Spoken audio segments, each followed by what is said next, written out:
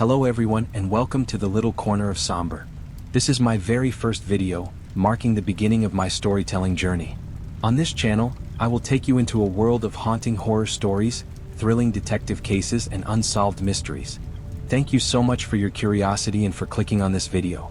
If tonight's story keeps you hooked, please don't forget to leave a like and subscribe to support me. And now, turn off the lights and let's begin. Jane Miller, 17 years old, was the student with the weakest sense of presence at Westbridge High School. She sat in the second-to-last row next to the window. Her back was always kept very straight, but her shoulders would habitually hunch forward slightly, like a weed growing in the corner of a wall, never touched by the sunlight. She had delicate features, but her complexion always carried a pale, sickly pallor year-round. She was so thin that her uniform sleeves billowed loosely, making her look like a small bamboo stalk draped in clothing. Her grades were consistently stable, ranking between 8th and 12th in her grade, neither exceptionally good nor bad. She was never called upon by teachers as an example, nor was she ever invited for private counseling. During class, she never raised her hand to speak. After school, she just sat at her desk reading or staring blankly out the window. If someone knocked over her water bottle, she would only softly say, "It's okay," and bend down to pick it up herself. Her eyes wouldn't even redden once. The homeroom teacher's remarks about her were always, "Gentle, obedient, follows the rules, puts teachers at ease."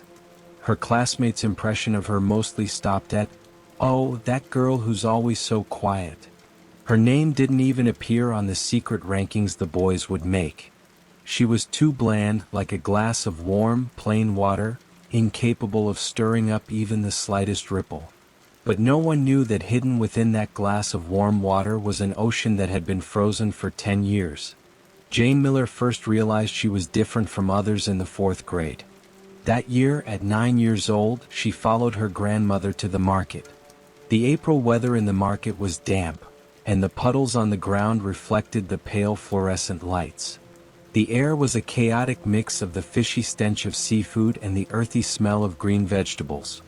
Her grandmother was picking out vegetables, while she stood in front of the seafood stall watching the owner kill fish. The owner was a man in his 40s, his apron stained with dark red spots of blood, and a faded koi fish was tattooed on the back of his hand. One hand firmly pinned down a thrashing grass carp, while the other held a knife. The back of the knife struck heavily onto the fish's head, and its struggling weakened. Then the blade pressed close to the scales, cleanly and decisively slicing horizontally across the fish's belly. His fingers thrust in, scooping out a handful of warm, still twitching innards, casually tossing them into the iron bucket nearby. The fish's tail still thrashed, splashing a string of blood droplets onto Jane Miller's white sandals. The child next to her covered their eyes in fear, backing away several steps. But Jane Miller stood there motionless. She wasn't scared, nor was she nauseated. She just looked at that fish. She watched its eyes transition from terror to emptiness, watched the owner's hands, watched the angle at which the knife descended, watched the entire process from life to death.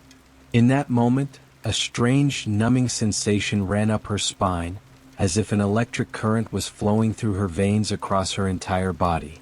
She remembered the year her grandfather died. She had hidden behind the door, watching the adults dress him in burial clothes. Her grandfather's face was painted with a strange pink powder, his lips were pressed tightly together, and his chest no longer rose and fell. Her grandmother knelt on the floor crying. Her mother cried too. The whole house was filled with the sound of weeping. At the time, she didn't understand why adults had to cry. Now she understood. Death turned out to be such a quiet thing. When alive, one would struggle, thrash, bleed. Once dead, there was nothing left, just quiet. The stall owner threw the cleaned fish onto the scale, laughing, "Exactly 1.5 kilos. Jane Miller looked at the fish and thought to herself, so holding the power of life and death is that simple. That night, she lay in bed, closing her eyes. The entire process of killing the fish repeated in her head. If it were her, how would she hold the knife? How to avoid the bones? how to make the fish struggle the least, how to deal with the bloodstains and scales so the whole process remained as clean as if it had never happened. She wasn't doing this out of fear, nor was she having a nightmare. She was learning. From that day on, this became her only secret game. She started observing everything around her. She observed what time the school gate security guards changed shifts.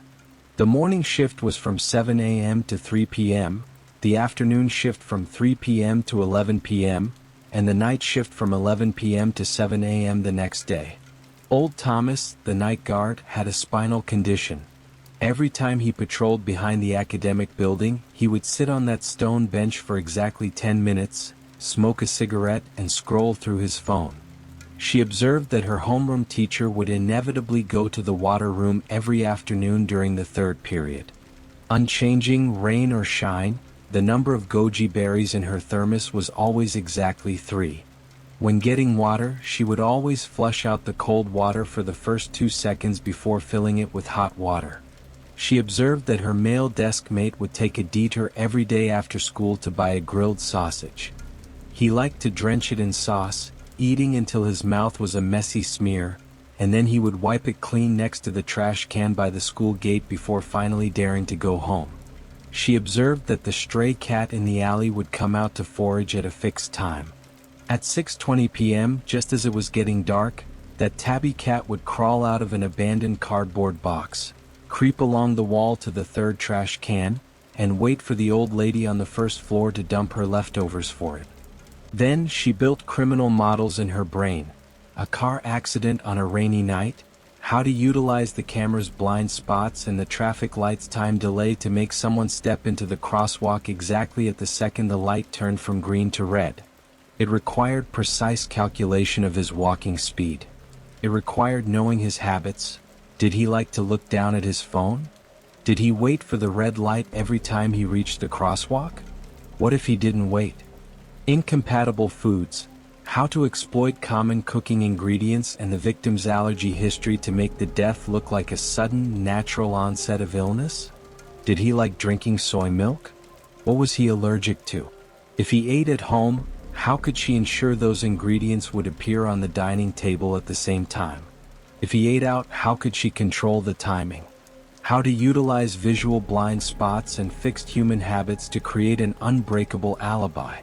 The neighborhood cameras had blind spots, the elevator cameras had dead angles, and the human eye could also be deceived. As long as the calculations were precise enough, you could appear in 2 places at once. At least, in the memories of others, you could. Over the past 10 years, she had constructed 127 complete criminal scenarios in her head. Every single scenario had gone through thousands of mental deductions. As small as a victim's singular movement or habit, as large as the police's investigative logic and the forensic examiner's procedures. Every potential unexpected situation had a corresponding contingency plan. She never wrote these things down on paper, nor did she ever tell anyone. All the structures were locked tightly in her brain. She knew that in this world, the safest place was a heart that others could not see into. She also knew that these deductions, no matter how perfect, were just armchair theories.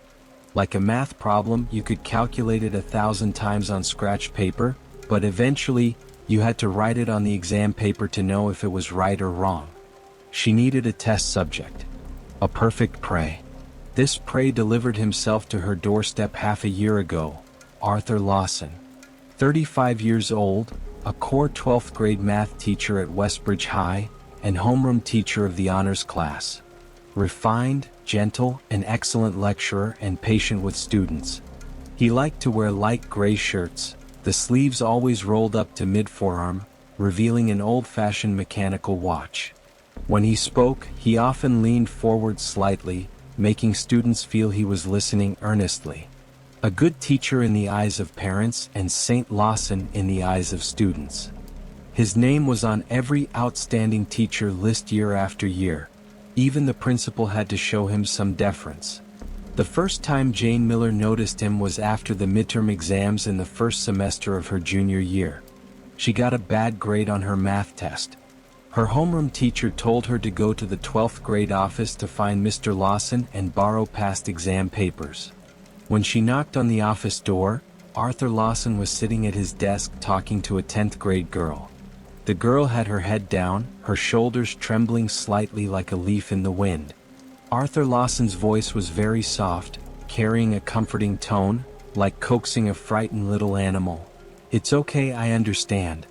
If you have any difficulties, just tell me, I'll help you." His hand was placed on the girl's back, patting her head gently, his fingers intentionally or unintentionally brushing past her collar, sliding down like a snake slithering through the grass. When the girl looked up, Jane Miller saw it. What was in the girl's eyes wasn't gratitude or relief, but fear, humiliation. It was a rabbit tightly coiled by a snake, wanting to run but unable to escape. In that moment, Jane Miller's heartbeat quickened by half a beat for the first time. Not out of fear but out of excitement. She recognized that look. Last year, she had seen a mouse pinned under a stray cat's claws at the end of her grandmother's alley. The mouse's eyes were wide open, its body stiff and unmoving. It had given up struggling, just waiting to die. This girl's eyes were exactly like that mouse's.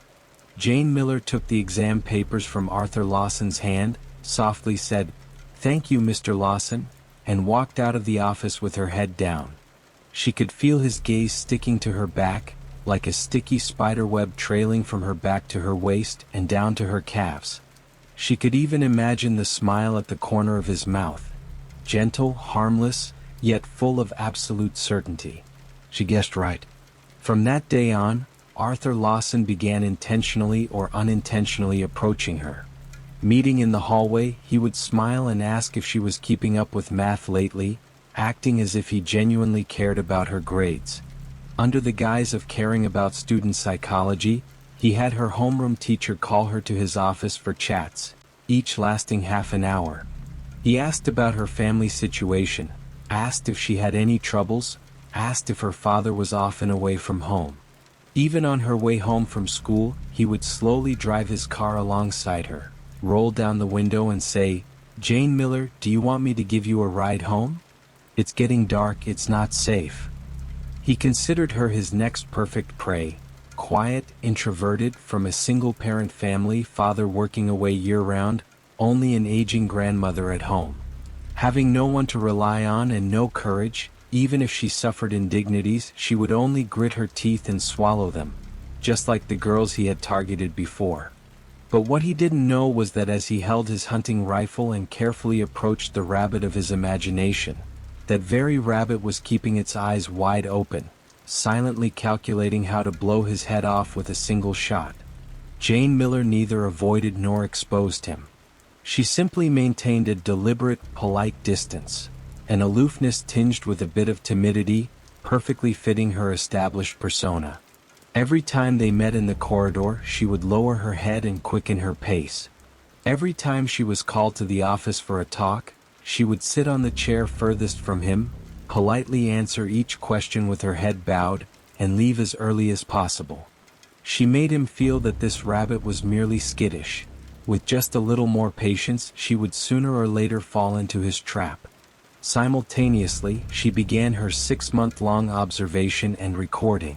She was like the most sophisticated recording device, etching everything about Arthur Lawson into her brain. Every morning at exactly 7:25 a.m., he arrived at school with an error margin of no more than 2 minutes. His car was parked in the third spot in the parking lot. The last 3 digits of his license plate were 726, his daughter's birthday. Every night after the second period of evening self-study, he would inevitably go to the water room to brew a cup of strong tea. 2 bags of sugar-free Lipton black tea, steeped in boiling water for 3 minutes. Then he would stand by the window of the water room holding his cup, finishing it before returning to the office. He was a heavy smoker but never smoked in the office or the academic building. He would only go to a deserted place, finish a cigarette, wrap the filter in a tissue, and stuff it back into his pocket, absolutely never littering. His phone had 2 passwords. One was 6 zeros for others to see. The other was his birthday plus his daughter's birthday, 12 digits, used to unlock encrypted photo albums and chat histories. She discovered that every Tuesday and Thursday evening after evening self-study ended, he would stay in the office to privately tutor a certain female student. The duration was usually about an hour. These girls were mostly introverted with average family backgrounds. After being called to the office, they would all become quieter, more fearful, and some even suddenly suspended their studies, disappearing from the school forever. She discovered he had insomnia. From 2 a.m. to 4 a.m., he often couldn't sleep and would lie in bed scrolling through his phone, looking at the videos and photos he had secretly taken. Sometimes after watching, he would get up and go to the balcony to smoke a cigarette. She also discovered that he had the key to the abandoned annex building. On the west side of Westbridge High's old campus, there was an annex that had long been out of use. It was 3 stories high with red brick walls, half the window panes broken, and filled with broken desks and teaching materials. Usually the main door was locked tight and even the cleaning staff didn't go there.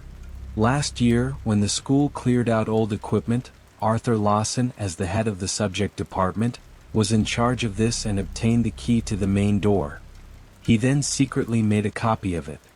Every night at exactly 9:47 p.m., he would punctually leave the office, circle behind the academic building, unlock the annex and go inside.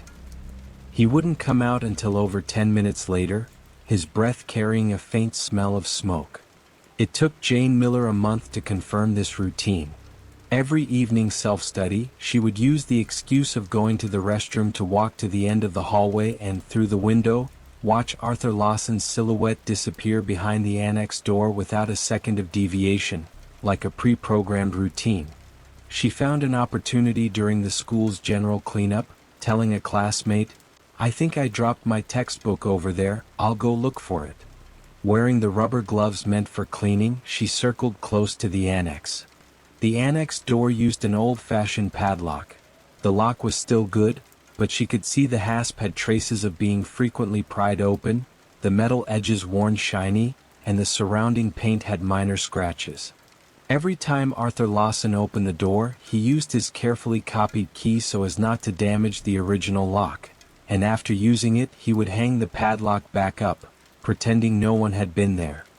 While her classmate wasn't paying attention, she quickly circled to the annex window and looked inside. Inside was an abandoned staircase, the lighting very dim, with only a few rays of sunlight piercing through the broken windows. The handrail was an old-fashioned iron type, mottled with rust. A light touch could flake off a patch of rust. The wall plaster was peeling off in large chunks, revealing the dark red bricks underneath. The stairs were both high and narrow, each step over 20 centimeters high, making it strenuous to walk up. She memorized every detail: the position of the handrail, the height of the steps, the size of the windows, the direction of the door. Later, she heard 2 teachers chatting in the office. "Mr. Lawson, has your herniated disc still not healed? I see you always have to hold on to something when you go upstairs." "It's an old problem, it's fine. You should go to the hospital to get it checked. Don't let it become a serious illness." "It's fine, I'm used to it. As long as I have something to hold on to, I'm good." Jane Miller stood outside the window, listening to the conversation inside, the corners of her mouth twitching into an extremely faint curve. All the puzzle pieces in her brain clicked together into a perfect web. A guilty man with secrets that could not see the light of day, a fixed behavioral pattern, an inescapable physiological weakness, and a perfect death scene isolated from the world. He was the perfect prey she had been waiting 10 years for. Jane Miller's deductions started from a core principle: absolutely leave no traces. She had 5 iron rules etched into her bones, which had never wavered over the past 10 years. Absolutely no physical contact with the crime scene. Absolutely do not leave any fingerprints, hair, or clothing fibers. Absolutely do not step into that space. Absolutely no spatial intersection with the deceased at the time of the incident. Absolutely do not enter the police's radius of suspicion. Absolutely do not create any traces that can be technically tracked, whether digital or physical. Absolutely do not rely on uncontrollable random variables. Every step must be a 100% inevitable event, making the death look 100% like a natural accident. Pinning the blame on someone else was merely a redundant backup plan. It absolutely must not become the core logic. She had seen too many self-proclaimed clever killers destroyed by an insignificant detail. Leaving a fingerprint, being caught by a camera when buying a weapon, using their own phone to send a message they shouldn't have, searching for how to kill someone on a search engine. She would not make those mistakes. The first thing to solve was how to get Arthur Lawson to enter that dangerous location at the exact right time. She couldn't arrange to meet him herself. That would leave a trace linking her to the dead man.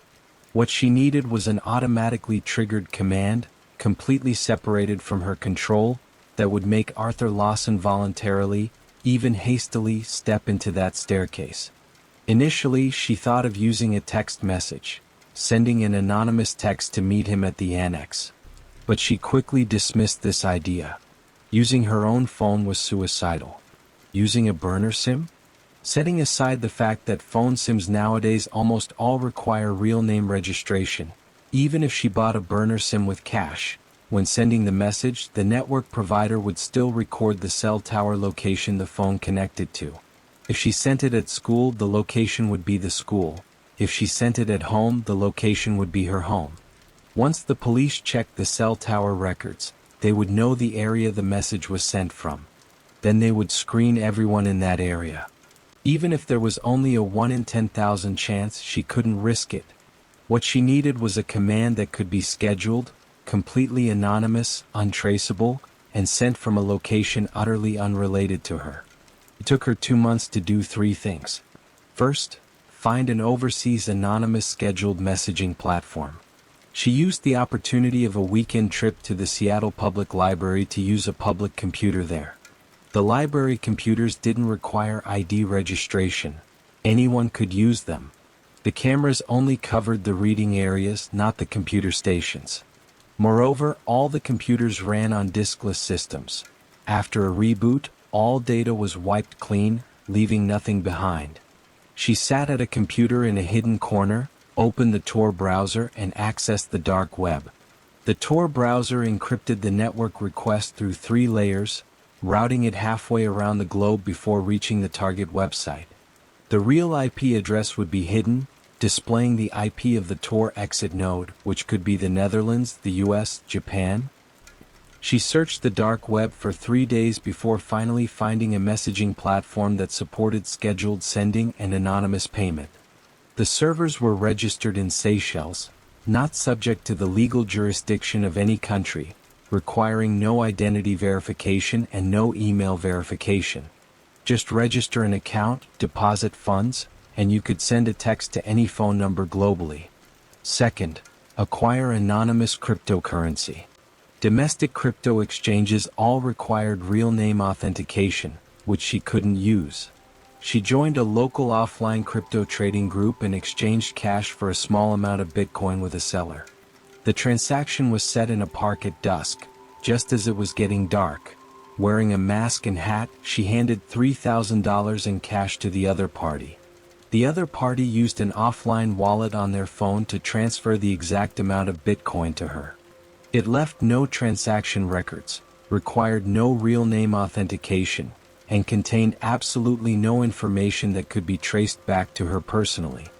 Third, draft the message content and set the delivery time. She logged into that messaging platform on the public computer at the library. She entered Arthur Lawson's private phone number. She had secretly jotted this number down while helping a teacher organize the contact list. Arthur Lawson rarely gave this number to students. Only the girls he contacted privately had it. She revised the message content no less than 100 times. It couldn't have any personal style, couldn't have any characteristics that could be caught through text analysis, couldn't be too long and couldn't be too short. It had to strike Arthur Lawson's most fatal fear, making him dare not disobey, dare not doubt, and dare not tell anyone. The final version consisted of only 2 sentences. I have all the proof of what you've done. 9:47 p.m. tonight, 5th floor west staircase. Come alone. Don't turn on the light, don't bring anyone, don't wear your glasses. Otherwise, I will hand everything over to the Board of Education and the police tomorrow. No signature, no emotional wording, no special punctuation. Dry, cold, carrying a threat that allowed no questioning. Any of the girls he had harmed could have written such words. When Arthur Lawson saw this message, his first reaction would absolutely not be, "Who is this?" but, "My deeds are about to be exposed." He knew better than anyone how many shady things he had done over the years. Once those secrets were exposed, what awaited him was ruined reputation and prison. He wouldn't dare call the police, he wouldn't dare tell anyone. He could only obediently show up. She also added 3 crucial commands to the message, each designed to push him toward death. 5th floor. He normally only smoked on the 4th floor. The handrail on the 5th floor was far more severely rusted. Furthermore, climbing an extra floor meant his herniated disc would make him rely heavier on the handrail, applying greater pressure to it, and the fall height would be greater. Certain death, leaving no chance of survival. Don't turn on the light. The annex staircase already had no lights. This sentence would create a preconceived notion for him that the other person was already inside, and he shouldn't turn on lights to avoid drawing attention. He would solely use his phone's flashlight to guide his path, absolutely not touching the long broken emergency light, and certainly not noticing the looseness of the handrail. Don't wear your glasses. Arthur Lawson was nearsighted by 8 diopters. Taking off his glasses, he couldn't distinguish people or objects beyond 5 meters. This sentence would force him to proactively remove his glasses. He was afraid of being recognized, afraid of the glasses reflecting light and revealing his position, and even more afraid of the other party seeing his face and recording evidence. Yet, he was so familiar with this staircase that he thought he could walk it with his eyes closed. He would absolutely never expect that this very action would take his life. She scheduled the delivery for the evening of the final day of final exams, at 9:37 p.m. 10 minutes early was just enough time for him to leave the office, walk to the annex, and arrive at the designated spot exactly at 9:47 p.m. After setting it up, she closed the browser, cleared all history, and rebooted the computer, leaving absolutely no traces. When she walked out of the library, the sunlight shone on her pale face. Her expression remained unchanged, looking no different from any ordinary, quiet schoolgirl. Next was confirming the scene environment, to ensure not a single error. She needed to confirm that absolutely no second person would enter that staircase. She spent a month observing the annex. The security guard's patrol route didn't loop behind it. The cleaning staff only swept the main building and never went to the abandoned annex. Students avoided that gloomy old building entirely, not even going near it. The only person who stepped inside was Arthur Lawson. She also needed to confirm that the handrail was at the exact critical breaking point, snapping right when pressed. She couldn't sabotage the handrail. Even wearing gloves, it might leave traces. Even loosening a single screw would allow scene investigators to discover human tampering. What she wanted was a natural fracture, a pure accidental death that neither forensic nor scene investigators could find fault with. She found another opportunity during a school fire drill, when everyone was rushing to the sports field. She used tying her shoelaces as an excuse to fall behind, quickly circling to the annex door. The key Arthur Lawson had made only opened the external padlock. The stairwell door itself had no lock and pushed open easily. Wearing disposable gloves, she quickly entered the stairwell, touched nothing, and just walked to the handrail section between the 4th and 5th floors. She extended a finger and gave it a light shake. The iron handrail had rusted beyond recognition. The bolt at the joint had been corroded away, leaving only a tiny bit connected. A slight jiggle produced a small creaking sound, the wobbling sensation very pronounced. Property management hadn't overhauled this place in 5 years. The whole school had forgotten this abandoned annex, and no one came to fix this handrail. She had confirmed it. If one held onto it normally and walked slowly, it might hold. But if a man with a herniated disc was rushing upstairs, placing his entire center of gravity onto the handrail. The moment he stepped up, the pressure it bore would be 3 times normal. It would definitely snap. She pulled her hand back, quickly retreated from the stairwell, restored the door to its original state, turned, and ran to the sports field to catch up with her class. The entire process took less than 30 seconds. No one noticed a thing. Finally, the perfect alibi. She had previously considered taking the night of the crime off to stay home, having relatives as witnesses and neighborhood cameras. But she quickly rejected the idea. Too coincidental. On the day Arthur Lawson died, she just happened to take the day off. Even with an alibi, it would leave a tiny flag during the police's screening process. A student from the same school as the deceased taking the exact day of the murder off. Such extreme coincidences in criminal investigations always invite an extra question. What she wanted was to not even present the opportunity to be questioned. Therefore, on the night of the crime, she had to be at school, in the classroom, under the witness of dozens of classmates and teachers. The entire process would have cameras, countless witnesses, without leaving her seat for even a second. She wanted everyone to be able to prove that, at the time Arthur Lawson died, Jane Miller was sitting quietly doing her work in class, having never even left her seat. She and this incident would have absolutely zero connection. All preparations were in place. The only thing left was to wait. Wait for the final day of exams, wait for the scheduled message to be sent, wait for Arthur Lawson to voluntarily walk into the tomb custom designed for him. Throughout these 6 months, her life hadn't changed at all. Still that pale, quiet girl, that faint presence. Going to class, doing assignments, leaving school, reading books. Even when bullied, she would just lower her head and say, "It's okay." Only in the dead of night, after her grandmother was fast asleep, would she lie in bed, close her eyes, and run the entire process repeatedly in her brain. From the moment the text was sent, to the moment Arthur Lawson received it, to him entering the stairwell, to the handrail snapping, to his fall, to the police's scene examination, right up to the final conclusion. For every step, every potential unexpected situation, she had a contingency plan ready. What if Arthur Lawson didn't see the text? Impossible. His phone never left his side 24/7. He would definitely get a notification when the text arrived, let alone one concerning his life and career. What if Arthur Lawson didn't dare go? Impossible. He didn't dare gamble on whether the sender would actually release the evidence. His only option was to meet and silence them to resolve the problem. This was the fixed pattern he had used to handle these things for years. What if Arthur Lawson brought someone? Impossible. What he did were things no one could know about. He would absolutely never let a second person find out. He would only go alone. What if the handrail didn't break? Impossible. She had confirmed the handrail's condition and precisely grasped his physiological weakness. He would inevitably put his entire weight on the handrail. The fracture was an inevitable event. What if the police traced the source of the message? Impossible. Overseas platform, anonymous payment, executed on a public computer? There were absolutely no traces pointing toward her. 10 years of deduction, 6 months of preparation, countless mental rehearsals. What she wanted wasn't the thrill of a massacre, but a perfect experiment, traceless, as precise as a mathematical formula.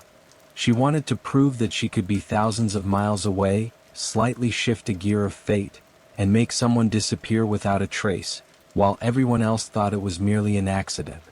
On the last day of final exams, the sky over Seattle was gloomy, like a soaked gray cloth pressing down heavily on the heavens. The clouds hung very low. Looking out the window, the distant rooftops were all shrouded in a layer of drab fog. The air was both stifling and sticky, as if congealed. Even the chirping of the cicadas sounded sluggish. The classroom was very quiet, save for the scratching of pen nibs against exam paper and the occasional cicada chirp drifting in from outside. The final subject was English. Jane Miller finished her exam quickly, done half an hour early. She put her pen down and sat in her seat looking out the window. Her seat perfectly offered a view of the annex behind the academic building. The gray, old building hid in the shadow of the sycamore trees like a silent monster, mouth wide open, waiting for its prey to deliver itself. Her expression was very calm. Her heartbeat remained completely normal, steady and slow without the slightest fluctuation. It was as if she was preparing for a regular exam, not an experiment involving life and death. At 5 p.m., the bell ending the exam rang. The classroom instantly erupted. People threw their test papers into the air, others stood up cheering, and some started packing their bags, discussing where to play during the summer vacation. The entire campus was filled with the excitement of liberation, bubbling like a pot of boiling water. Jane Miller unhurriedly gathered her school supplies into her bag. She didn't speak to anyone, nor did she join in the cheers. She just quietly walked out of the classroom. The corridor was packed with people. Some laughing, some running, some taking pictures with their phones. Jane Miller walked close to the wall, like a fish swimming upstream, slowly navigating through the crowd toward her homeroom. There were still 2 periods of evening self-study. Even though exams were over, the school required juniors and seniors to continue studying until the end of the evening session. This was something she had carefully calculated. The evening self-study was her best alibi. During dinner, she went to the cafeteria, bought a bowl of porridge, and sat in a corner eating slowly. The cafeteria was very noisy, with discussions about summer plans everywhere. A female classmate called out to her to sit together, but she shook her head and softly said, "No need, I'll be done in a minute." Throughout the entire process, she kept her head down, avoiding excessive interaction with anyone, and no one noticed anything unusual about her. At 7 p.m., evening self-study began punctually. The classroom was very quiet. Although exams were over, most students were still reading or doing homework. The homeroom teacher sat at the podium grading papers, occasionally looking up to check on the class. Jane Miller sat in her seat, opened a notebook of math mistakes, held her pen, and wrote slowly. Her movements were very light. The tip of her pen barely made a sound against the paper, perfectly mimicking her usual self-study state. The girl sitting next to her occasionally glanced at her, only feeling she was no different from any other day. Quiet, even the sound of her turning pages was faint. Time ticked by minute, second by second. At 9:10 p.m., the first period of self-study ended. The classroom became lively as students gathered in groups of 3 or 5 to go get water, use the restroom, or chat in the hallway. Jane Miller remained seated, unmoving, merely taking out her water bottle to take a sip. Her gaze inadvertently swept toward the end of the hallway. The 12th grade office was at the far end over there. At this moment, Arthur Lawson must be in the office waiting for the self-study session to end. At 9:20 p.m., the bell rang for class to resume. The classroom returned to quiet. Jane Miller picked up her pen again, her eyes resting on her mistake notebook. But in her mind, she was precisely counting down. There were 17 minutes left until the message would be sent on time. She didn't need to do anything. No need to look at her phone, no need to confirm. Just wait. The command set 3 months ago would be activated on schedule in a server thousands of miles away, delivered straight to Arthur Lawson's phone. At 9:37 p.m., the tip of Jane Miller's pen wrote the word "solution" in her mistake notebook. At the exact same moment, 3,000 miles away at an overseas server, an anonymous text message was sent punctually to Arthur Lawson's phone. In the 12th grade office, most teachers had already left, leaving only Arthur Lawson and 2 other teachers. Of the other 2, one was scrolling on their phone, the other grading papers. Arthur Lawson sat at his desk, also scrolling through his phone. He was looking at a female student's moments timeline. That girl was his newly targeted prey, a 10th grader this year, very fair-skinned, with a very soft voice. Her family condition was poor. Both parents worked as laborers out of town. He swiped through one by one, looking at the selfies she posted, the daily life snippets she shared, her interactions with friends. He liked this feeling, like a wolf observing its prey from afar, waiting for the moment it strayed from the pack. His phone buzzed once, a new message. He casually opened it. There were only 2 lines of text on the screen. "I have all the proof of what you've done." 9:47 p.m. tonight, 5th floor west staircase. Come alone. Don't turn on the light, don't bring anyone, don't wear your glasses. Otherwise, I will hand everything over to the Board of Education and the police tomorrow. Arthur Lawson's face changed instantly. The fingers gripping the phone suddenly tightened, his knuckles turning white. He stared at those few lines of text like looking at a snake flicking its tongue. The Board of Education, the police. These two phrases were like two knives pressed against his throat. He had done so many shady things over the past 6 years, harming one female student after another without anything ever going wrong. He always thought those girls were tightly under his control, either too humiliated to speak up, too terrified to resist, or too poor to dare offend a good teacher like him. He never thought someone would use evidence to blackmail him. Who could it be? Names flashed quickly through his mind. Chloe Davis, the girl he forced to drop out 2 years ago? When she left, she had made a vicious vow. Arthur Lawson, you will get your retribution. Or the girl who suspended her studies last year. Her mother had come to the school, but he had used the excuse of student psychological issues to sweep it under the rug. Or the 10th grader from recently? No, he hadn't made a move on her yet. It probably wasn't her. He didn't know, but he didn't dare gamble.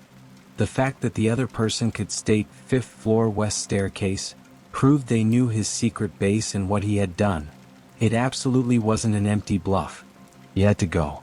He took a deep breath, forcing himself to calm down, shoved his phone into his pocket, grabbed his keys from the desk and stood up. The teacher next to him looked up at him. Leaving early, Mr. Lawson? Going out for a smoke? He said, his voice still managing to sound calm. The teacher laughed. Smoke less, it's not good for your health. He smiled faintly without saying anything and walked out of the office. The corridor was very quiet. All classes were in evening self-study, with only a few scattered students walking about.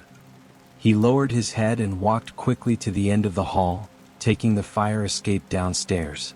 It was even darker downstairs, the streetlights spaced far apart, their light unable to reach the area behind the academic building. He circled around. The building crossed a narrow path overgrown with weeds, and arrived at the door of the annex. He looked around to make sure no one was there, took out his key to open the padlock on the door, pushed the door open and stepped in, then casually closed it behind him and slid the internal bolt shut. He was afraid someone might follow him in, afraid of being seen. Inside the stairwell, it was pitch black. He couldn't see his own fingers stretched out before him. There was only a sliver of faint light leaking through the door crack. He remembered the line, "Don't turn on the light," in the text, hesitated for a moment, but still didn't turn on the stairwell lights. He only took out his phone to turn on the flashlight. The weak beam could only illuminate the steps beneath his feet, unable to clearly see beyond 2 meters. He then remembered the line, "Don't wear your glasses," hesitated again, then took the glasses off his face and put them in his pocket. He was afraid of the lenses reflecting light, afraid the person waiting would photograph his face and keep it as evidence. Besides, he had been to this stairwell countless times.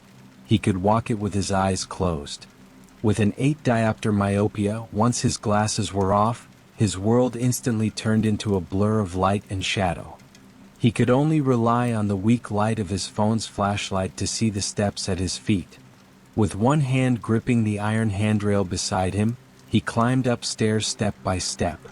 That old herniated disc was aching dully because he had walked too fast earlier. He placed almost his entire body weight onto the handrail. For every step he took, he had to borrow force from the rail to stand steady.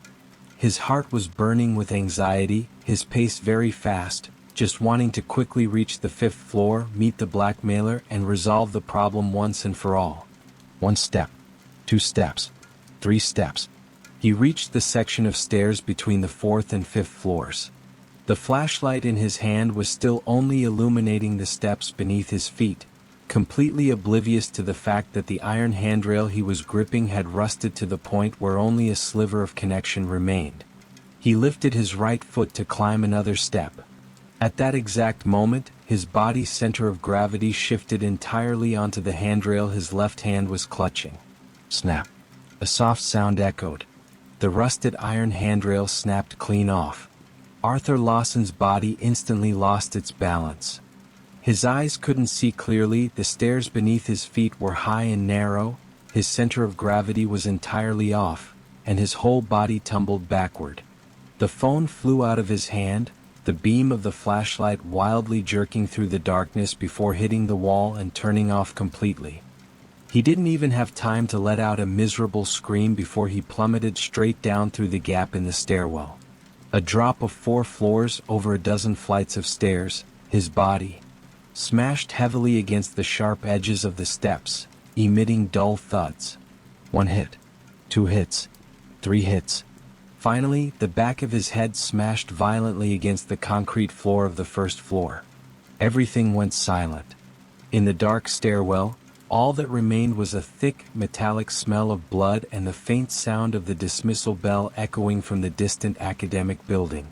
At 9:50 p.m., the bell signaling the end of evening self-study rang on time. The classroom immediately became bustling. Classmates packed their bags, laughing and chatting as they walked out, the whole campus filled with holiday joy. Jane Miller slowly packed her belongings, put her mistake notebook into her bag and zipped it up. Her movements were unhurried, neither fast nor slow, no different from any other day. The girl sitting next to her chatted as she packed. "Jane Miller, do you have any plans for the summer? Want to go to tutoring classes together?" Jane Miller looked up and softly said, "No. My grandmother's health isn't good, I have to stay home and take care of her." The girl said, "Oh," and didn't ask further, putting on her backpack and leaving with the others. Jane Miller put on her backpack and walked out of the classroom. She followed the flow of people toward the school gate. The corridor was crowded, people everywhere. She could hear the students around her discussing their summer plans, discussing the exams that just ended, discussing where to go play. No one knew that just a few hundred meters away in the abandoned annex, a man had just fallen to his death in the darkness. Her face remained impassive, completely devoid of expression. Even the rhythm of her footsteps was exactly the same as any other dismissal time. She didn't walk toward the annex, didn't even glance in its direction. She didn't need to confirm. She knew the result would perfectly align with everything she had deduced, without a single error. She walked out of the school gates, got on the bus heading home, chose a window seat and sat down. Outside the glass window, the city lights of Seattle retreated bit by bit. She looked out, her eyes calm without the slightest ripple, as if what had just concluded was truly just an ordinary final exam. The body was discovered at 10:10 p.m. by the patrolling security guard. When Uncle Gary the guard was patrolling along his route and circled behind the academic building, he heard a phone ringing inside the abandoned annex. The ringtone chimed persistently again and again. He stopped and strained his ears to listen. Yes, it was a phone ringing from inside the building. He found it very strange. This building had been abandoned for several years. Normally no one ever came here, so why was a phone ringing? He took his flashlight and walked to the annex door, discovering that the padlock on the door was open, loosely hooked onto the latch but not locked. His heart thumped wildly. He pushed the door open and shined his flashlight inside. The beam swept across the floor. He saw Arthur Lawson lying there and a pool of blood spreading across the ground. Gary was so scared his legs went weak. He had lived 56 years and had never seen a dead body. He wanted to run, but his legs refused to obey. He clung to the doorframe, trembling as he pulled out his phone, his hands shaking so violently he couldn't even unlock the screen. "Hello? 911? There's a dead person at Westbridge High. Someone's dead." 10 minutes later, police cars and ambulances stormed into the school with sirens blaring. The alternating red and blue police lights tore through the tranquility of the campus. Police tape was quickly strung up. Detectives, forensic examiners, and crime scene investigators flooded into that abandoned annex. Sarah Reed, deputy captain of the Seattle City Homicide Squad, was at home helping her child with homework when she received the report. She had been a detective for 20 years, having seen countless murders, from dismemberments to family poisonings. She had encountered every type of case. But the moment she heard a teacher had fallen off a building at a school, she immediately threw on her clothes and sped to the scene. School, teacher, falling from a building. These three words put together usually meant massive trouble. When she arrived at the scene, the area outside the annex was heavily cordoned off with police tape. A ring of students and parents stood watching the commotion. Some students were crying, some parents were scolding, and a few teachers stood to the side, their faces pale, looking entirely lost. Sarah Reed stepped over the police tape and entered the annex. The scene was located inside the abandoned building stairwell. The environment was very simple. Dust, broken desks and chairs, peeling walls, and rusted iron handrails. The victim, Arthur Lawson, 35 years old, math teacher at Westbridge High. The body lay prone on the concrete floor of the first floor. There was a fatal impact wound on the back of his head, beneath which was a large pool of blood that had congealed into a dark red. His body bore multiple fractures consistent with blunt trauma from the steps, matching the characteristics of death from a high fall. Scene investigators were meticulously examining the area. They wore hoods, masks, and gloves, holding forensic lights, sweeping across every step, every inch of the walls. Captain Reed, the preliminary scene report is ready. The lead investigator walked over with a grave expression. His name was Dr. Harrison, a veteran of 25 years, the most experienced examiner in the city. Go ahead. The stairwell door was bolted from the inside. The latch was fully engaged, no signs of forced entry. The external padlock was open, and the key was found in the victim's pocket. Sarah Reed frowned. Bolted from the inside? That's right, Dr. Harrison nodded. Inside the stairwell, other than the victim's shoe prints, no second person's shoe prints were found. The dust layer on the ground is intact, showing no signs of disturbance. We scanned the footprints from the first floor up to the fourth. There is only a single trail of the victim's prints going up. There are no secondary prints going either up or down. What about the handrail? The handrail midway between the fourth and fifth floors broke off. Dr. Harrison led her to the broken section. Look, the break was caused by rust. There are no marks of intentional prying. It simply gave way because it hadn't been maintained for years. It's completely normal for this type of old iron handrail, rusted for over a decade, to be unable to support the weight of a grown man. And the victim? The coroner did a preliminary check. No defensive wounds, no restraint marks, no signs of a struggle. Just injuries caused by the high fall. The estimated time of death is roughly half an hour to an hour ago, meaning around 9:30 to 10 p.m. tonight. Sarah Reed stepped into the stairwell, put on gloves, and walked up the steps. Inside it was very dark, illuminated only by the forensic lights. The wall plaster had peeled off in massive chunks, exposing the dark red bricks beneath. The iron handrail was mottled with rust. The broken segment still dangled above, shedding flakes of rust at the slightest touch. She walked to the broken section and looked down. The steps were high and narrow. With the handrail gone, it would be extremely easy for someone to lose their balance and fall. Why did the victim come here? Sarah asked the patrol officer beside her. The officer quickly replied, "We asked the school administration and teachers. This building has been abandoned for a long time, no one usually comes here. Arthur Lawson was in charge of clearing out old equipment here last year, so he had the key. He often sneaked in here to smoke because the school has a strict no-smoking policy. Many teachers knew about this." Sarah Reed nodded. A teacher sneaking into an abandoned stairwell to smoke. The handrail, unmaintained for a long time, snaps from rust. He slips and falls to his death on the spot. The door is bolted from the inside, and there are no traces of a second person at the scene. No matter how you looked at it, this was an accident. But she had been a homicide detective for 20 years, and her instincts told her things weren't that simple. Even if a teacher came to smoke, why would he run all the way up to the 5th floor? Why would he bolt the door from the inside? Why would he take off his glasses? The victim's glasses were found in his pocket.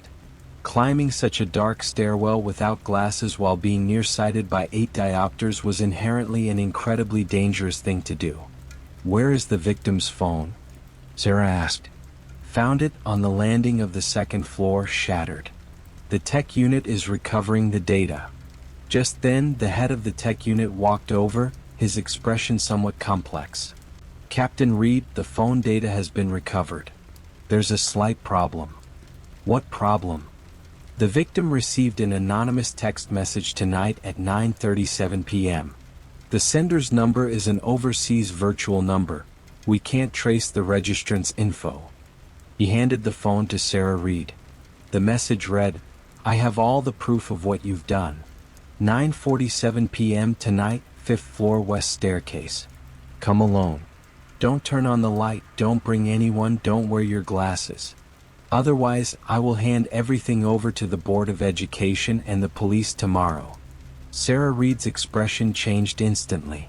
Finally, she understood why Arthur Lawson came here, why he bolted the door, why he didn't wear glasses. He didn't come to smoke, he came to meet someone for an appointment. This was no accident.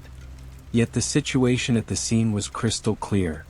Door bolted from the inside, no traces of a second person, handrail broke on its own, nobody pushed him or touched him, he slipped and fell to his death all on his own. "Is there anything else on the phone?" Sarah asked. The tech unit head hesitated, lowering his voice. "Furthermore, Captain Reed, we cracked the locks on his encrypted photo albums and chat histories. Inside, there's a massive amount of explicit photos and videos of underage female students. There are also chat logs between him and several students, the contents of which are unreadable. Based on our preliminary count, there are at least a dozen girls involved, spanning the past 5 or 6 years." The entire scene went dead silent. Sarah Reed stood frozen in place, staring fixedly at the shattered phone, not speaking a word for a long time. She had encountered many monsters, murderers, rapists, swindlers. She had seen all kinds of people. But in this moment, she still felt a surge of nausea rising within her. On the outside, he was a refined, core teacher. Behind the scenes, he was a beast in human clothing. She took a deep breath, organizing her thoughts. This message was clearly sent by a female student he had previously harmed, arranging to meet him here, threatening to expose his crimes. He didn't dare call the police, didn't dare bring anyone, and could only show up to the appointment alone. He followed the demands in the text, didn't turn on the light, didn't wear his glasses, and walked into this pitch-black stairwell. Then, as he was going upstairs, the handrail snapped, he slipped, fell, and died. So where was the sender? The scene had no trace of a second person, and the door was bolted from the inside. This proved the sender was never at the scene at all. She merely sent a text to lure Arthur Lawson to this dangerous location, and then Arthur Lawson fell to his death all on his own. Investigate. Sarah Reed's voice was icy cold. First, track the source of this text message. No matter which overseas platform it is, we must find the origin. Second, identify the victims in the phone. Screen them one by one, especially the girls who dropped out or suspended their studies. Check their social connections. Check their whereabouts on the night of the incident. Third, investigate Arthur Lawson's social circle. See if he has any other enemies. The orders were given, and everyone immediately sprang into action. But the results of the investigation plunged the entire case into a dead end. First was the source of the message.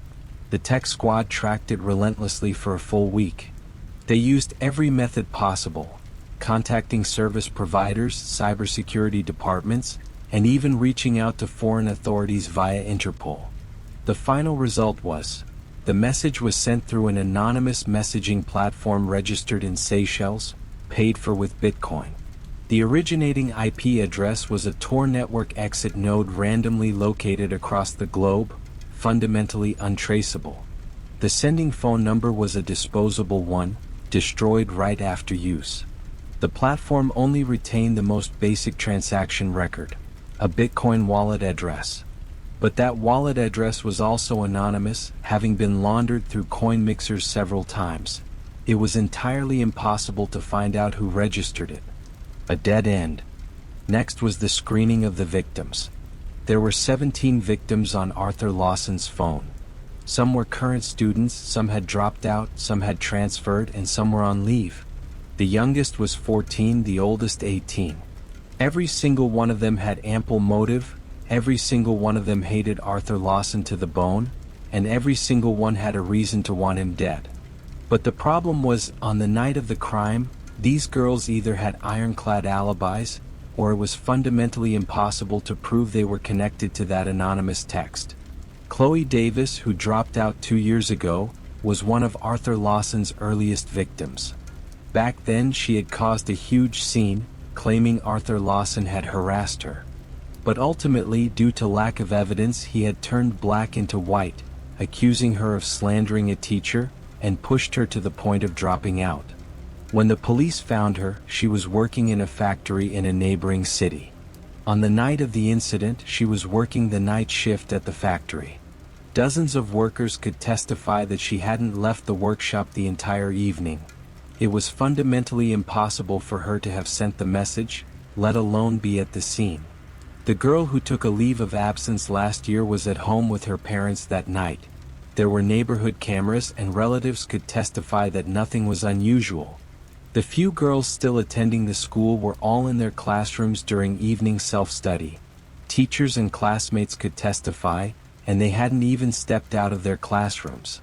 17 victims, screened one by one.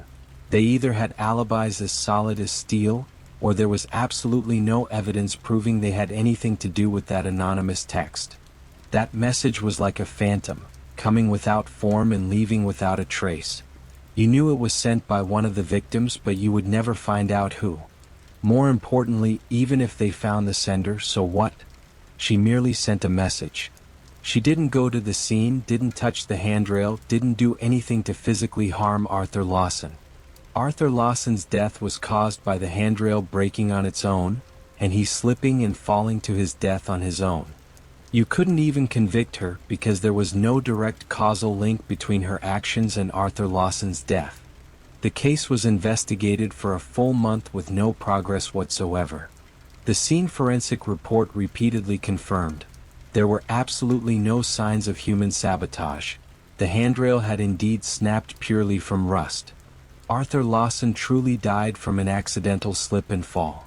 That anonymous text, while highly suspicious, simply couldn't be traced to a sender. Even if they found her, criminal liability couldn't be pursued. In the end, the case could only be ruled an accident. Even though everyone knew Arthur Lawson was a monster who deserved to die, and even though everyone felt someone was definitely hiding behind that text message, there was no evidence, nothing at all. The school handled the incident discreetly. The truth about Arthur Lawson gradually spread throughout the school. Of the girls he had previously harmed, some transferred, some stayed. But Jane Miller noticed that a few of the girls who used to constantly keep their heads down with fearful eyes would occasionally look up now, a faint glimmer of light returning to their gaze. No one knew that behind all this was a girl sitting in the corner of a classroom, silent and obscure.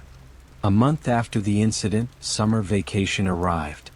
Jane Miller's life hadn't changed in the slightest. Every morning she woke up to make breakfast for her grandmother, then stayed home reading books and doing homework. In the afternoons she would sit at the library for hours. In the evenings she went home to watch TV and take walks with her grandmother. She was still that pale, quiet, and obedient girl. The police never came looking for her.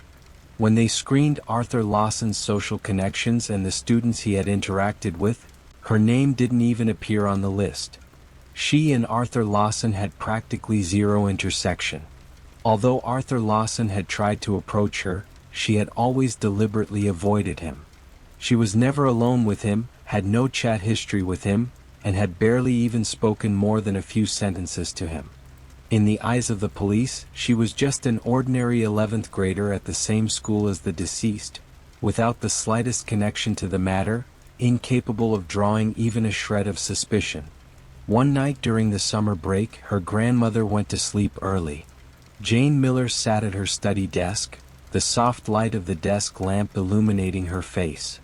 In front of her was an open math workbook, but she wasn't writing. She was just looking at the city lights outside the window. The late-night city was very quiet, with only the occasional sound of a car passing on a distant road echoing back. She slowly raised her hand to look at her fingers. Slender, pale, the nails trimmed cleanly without a single flaw. These hands had never touched a murder weapon, had never touched the crime scene, had never touched anything belonging to Arthur Lawson. Yet it was these very hands that, 3 months ago on a public computer in the library, had typed out those 2 sentences, ultimately deciding a man's life and death. She looked out the window, the corners of her mouth slowly lifting into an extremely faint smile. It wasn't excitement, nor was it ecstasy, it was just the calm satisfaction of completing a job. 10 years, 127 deduction models, countless mental simulations, and she had finally completed her first experiment. Perfect, traceless, unassailable. She had proven her theory. It turned out that manipulating a person's life and death really could be that simple. No knife needed, no blood needed, no close contact needed. You just needed to know his fears, his habits, his weaknesses. Then give a gentle push and he would walk toward death all on his own. Just like that fishmonger, as long as you found the right angle, one strike of the knife was all it took to end it. She closed the workbook, lay down on her bed and closed her eyes. In the darkness, her brain began to operate again. Were there any flaws in this experiment? Yes. Even though the text message couldn't be traced, it still caused the police to investigate it as a homicide for a long time. Although it was eventually ruled an accident, it still left a small ripple. Next time it had to be even more perfect. Maybe without even a text message. Leaving absolutely zero trace. She began constructing new models in her head. The city had 8 million people. Everyone had their own habits, their own secrets, their own fears, their own weaknesses. Everyone had their own rusted handrail. She opened her eyes and stared at the ceiling. There was no emotion in her eyes, just a vast, bottomless expanse of deep tranquility. Arthur Lawson was merely the first. Not the end but the beginning. She closed her eyes and began screening her next prey.